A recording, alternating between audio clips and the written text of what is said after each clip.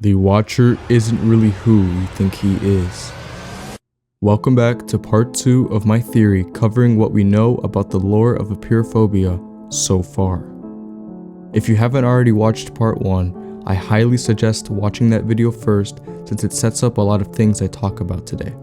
That video will be linked down below, so go check that out if you haven't yet. In part 1, I discussed the mysterious recording logs alongside the arrows we find in-game and how everything ties together. Today though, I want to talk specifically about a few things that were released prior to that video. This mural and the level 17 cutscene. Let's begin with the new cutscene. First of all, we're introduced to arguably the biggest reveal so far, a talking entity. Not just any entity, but who we now know as the Watcher. The Watcher is a huge key to my theory, so we're going to be paying full attention to him today. Let's focus on his dialogue for now. In his first line, he says, "I've been looking for you." This gives off the impression that he's been there since the beginning. But then he says he's come to help us.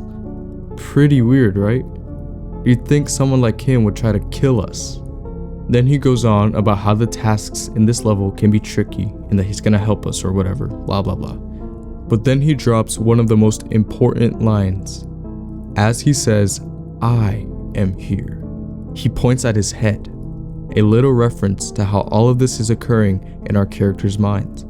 Speaking of which, I think from now on, I'm gonna start calling our character the Patient, since in this case, it just sounds better and makes sense. Anyways, he then proceeds to call us friends and snaps away. Now, I want to touch on the very first thing he tells us. He states he's been looking for us, implying that he knew of our existence before our encounter. But oddly enough, we knew about his existence too. We just didn't know it yet. Well, actually, I sorta did. You see, I made a video a while back talking about one of my theories for level run for your life. Towards the end of the video, I mentioned something called the all-seeing eyes. The quote-unquote all-seeing eyes was a name I made up to describe some things we were shown in game, such as the books in level 7 and the mirror in level 3. And it seems like these all-seeing eyes were actually the Watcher all along. Which leads me to my next topic, the Watcher mural. This mural was posted shortly before the cutscene was released. In this picture, we see a dark, four-armed figure in the middle, whose appearance strikingly resembles the Watcher. Below this figure is a character, presumably the Patient. Now, all over the wall behind the Watcher silhouette is a bunch of scribbling. This isn't just any old scribbling though. It has a ton of lore packed into it. There's lore contained even outside of the image itself. The image's file name is made up of binary code, and when we convert that binary code to words, we get the word tragedy. This I'll talk about a little more later on, but I'm not going to use this version of the image.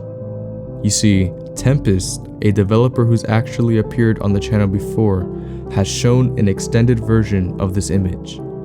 This is something I've also shown on my stream pretty recently. Here it is up on screen. It may look very overwhelming at first, but I'm gonna go through everything on it that helps this video's theory. Starting with what I think is the most important thing at the moment, the eyes. There are a bunch of them scattered around this board. There's some right here, here, here, there's a bunch right here, and a couple over here. There are even some that are crossed out, which if you remember is something we've seen in the game before. Specifically on this board in level 6. Now, this mural is blatantly showing us the connection between the eyes and the Watcher. The eyes represent the Watcher stalking us, watching over us. I mean, his name is the Watcher after all. But I'll talk more about those eyes later. I want to dig deeper into this painting. One thing I want to point out that isn't too relevant to my theory is in the bottom left side of the page, there's a door with the words "open, open, open" surrounding it. It just looks like any ordinary door, right? Well, yeah, sort of. But given its design, we can assume it's an apartment door. The top tab resembles a lot to the ones you see on apartment doors, revealing the number of the said apartment. On top of that, the level that the Watcher is revealed in is confirmed to be an apartment complex, which connects the two together. But why this apartment specifically? Unfortunately, that can't be answered right now, but I believe we'll find that out in chapter 2. Moving on from the door, if we look around, we can see a few things we recognize. There's a few arrows around the page, and also the trees I talked about in my last theory video at the very bottom. There's also some words written on the side in the top left corner stating, "My mind is crashing," possibly referring to the events of level 16. I also want to point out this writing near the bottom that I think is important. It says, "Some have meaning, but some do not," which means we need to be careful about what to include and what not to include in our theories. Now, I could make this whole video just about dissecting every little thing on this page, but to save time, I'm only going to focus on the important bits. I want to touch more on this trust thing. We see the phrase, "Place your trust in us," written next to the head of a stalker, and the word trust written just below it with a question mark. I think this has to do with putting our trust in the Watcher. I mean, he seems like a friendly guy, right? He wants to help us escape the level, and he even calls us his friend, so he's gotta be a nice person, right? Well, not exactly. You see, the vibe I'm getting from this guy is off the charts in the danger category. I mean, if he really wanted to help, why'd it take him this long to finally pop up? It's not like he hasn't been watching us this whole time. We know he has. So why now? Why all of a sudden does he feel it's important for him to reveal himself? There's definitely something up with him that we haven't figured out yet. Emphasis on yet. With that being said, let's jump straight into the biggest question of this video. Who exactly is the Watcher? In the comments of my last video, I saw a lot of you guys saying that Dr. Holland is the Watcher.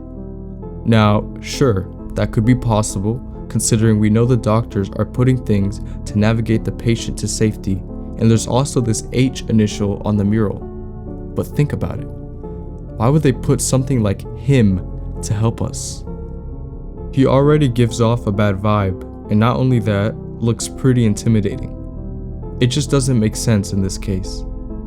One thing you should also keep in mind is that not everything you see in the levels have been implemented by the doctors.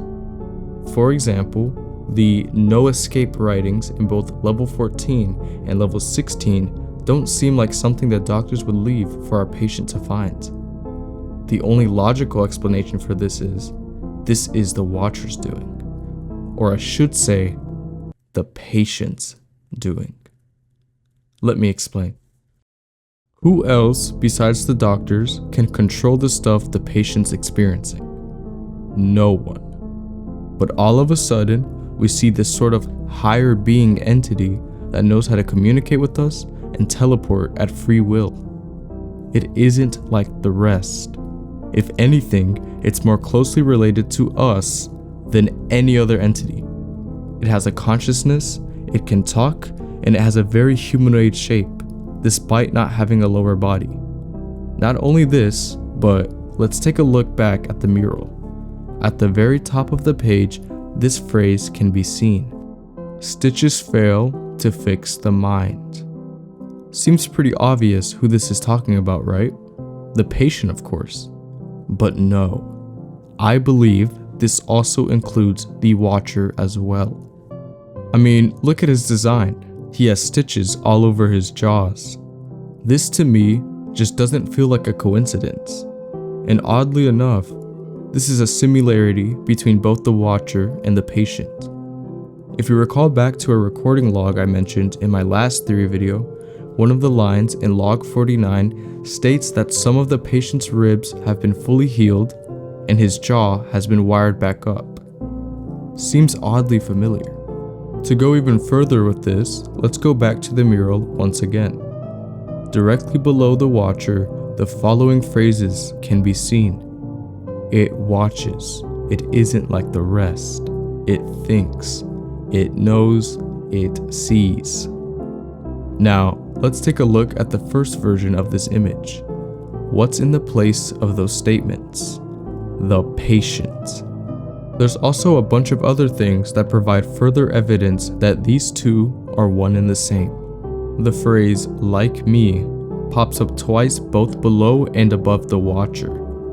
There's another phrase that says, tell yourself lies, and another one that says, lie to me. There's yet another phrase saying, don't trust my broken words when my mind is gone, referring to how both the watcher and the patient are facing the same fate. And to top it all off, in the top right corner, the phrase, take care of him/me can be seen. It all adds up. I mean, it makes sense, right? The eyes connecting with the watcher being clearly related to the patient. The fact that we look straight in the mirror and see eyes looking back. There's one question I haven't figured out yet though. What is the watcher's purpose? For now, let's just say the watcher is a complete parallel to the patient. What does that mean for him though? What does he represent? Could he be a manifestation of all the patient's sins and regrets? Maybe his biggest regret or sin? I think this could be the case. It could answer the whole car crash incident we briefly talked about in my last video, which just so happens to be shown in the new cutscene. Let's take a quick trip back to it, shall we? If you watch the cutscene at the lowest graphics, you can actually make out the props in the back, one of them being a painting with a car crash. To take it a step further, if you glitch into this area, you can get a better look at it. The painting shows a car that's been crashed into some trees in what seems to be a forest, maybe near a graveyard perhaps?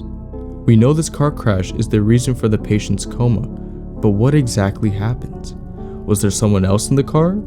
Is this the patient's biggest regret? Does the watcher represent this? And most importantly, why is the word killer written on this board? Looks like we're just gonna have to wait and find out in the next update. With that being said, that's all I have for today. I hope you enjoyed part 2 of my theory since I had a ton of fun making it. For anyone wondering, yes, this is the final part. I'm definitely going to be making more lore videos, but this is just the final part of my theory of what we know so far.